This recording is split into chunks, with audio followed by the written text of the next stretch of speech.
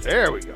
Can't introduce Deacon Dan till the line boards. Right. It's time for a conversation with Deacon Dan Brahier. Good morning to you, Deacon Dan. Understand you've been doing some traveling. Can't wait to find out all about that. Good morning, Dave. Good morning, Ron. Yes, I have been doing some traveling. Last week was the annual conference of the NADD, which is the National Association of Diaconate Directors. So we met for 3 days in Fort Worth, Texas.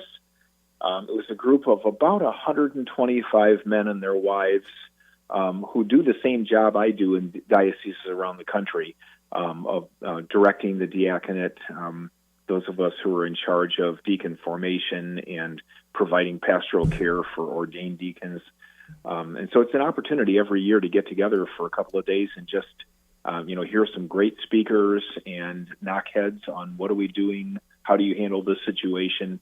It's always my favorite trip of the year. There's just so much good conversation that happens. What's interesting is that they bring in, of course, some amazing speakers, but the heart of the week really is the conversation we have around the water cooler, and the meetings that meals we have together, just kind of talking. In fact, one evening, the directors from Michigan and Ohio, which is considered Region 6, we just spent the evening together, just kind of comparing notes on what we're doing in our respective places. So we'll be meeting again next year about this time in Denver. Already looking forward to that. There's just so many good opportunities to connect with people. So we had a number of great speakers, and the conference actually kicked off with a presentation by Deacon Mike Hayes. He's actually in the Diocese of Cleveland, and he was one of the founding people of the Busted Halo Ministries. Oh, yeah. And wow. just some good. Yeah. A super nice guy. Just never had a chance to meet him before, and he spoke on his title of his session was Understanding Generations of Young Adults.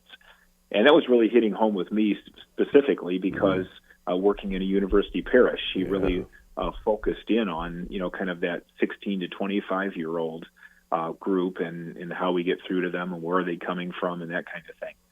And so he gave us kind of a rundown on how various groups, and of course now at the university we're working with those students that were born between 97 and 2010, what we call Gen Z, and then those who were born after that is called Generation Alpha, which is basically about 15, 16-year-olds right now. And he talked to us about this idea of young adulthood, and it just kind of helped to put in perspective. I think as deacons, we're constantly looking at how do I best reach out to those that are between 16 and 25 years old. And he invited us to think about in our lives what happened historically, either a world event or a personal experience that happened when we were somewhere between 16 and 25 years old, and kind of how has that impacted us for the rest of our lives. And it made us do a lot of thinking. Some had to think back further than others, but he talked about how young adulthood is not really a time for forming our students, but for reforming them in their spiritual meaning. Kind of, where do we take them from where they were, from the experience that they had when they were growing up. And so specifically with this Gen Z, which is, again, the 16 to 25-year-old group that we would have at the university, the idea that they are digital natives, that they grew up with all of the things digitally that we had to learn along the way. And they, 72% of people in that age range want to start their own business.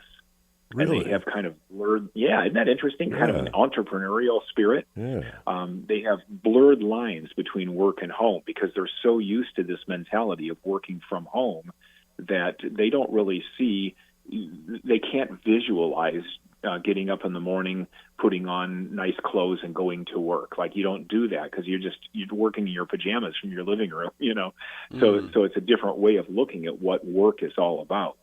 And what he showed us is that the research shows that Gen Z is the most connected generation ever, but they're also the loneliest generation ever. So, and you know what the single best, most indicator of that somebody is going to have anxiety, particularly among girls, is? What? Exposure to social media.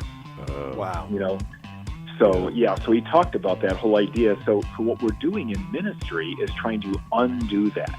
You know, so he talked about the importance of giving them off-the-grid retreat, days of reflection, to advocate for phone-free schools, particularly in our Catholic schools, and kind of how we reach out to them on a personal level and making sure that we know their names and that we're offering our time freely, you know, and trying to bring them into the loop because they're so disconnected from the world. Even though they're digitally connected, they're disconnected from other people. So a lot to think about there in terms of how we approach them in church.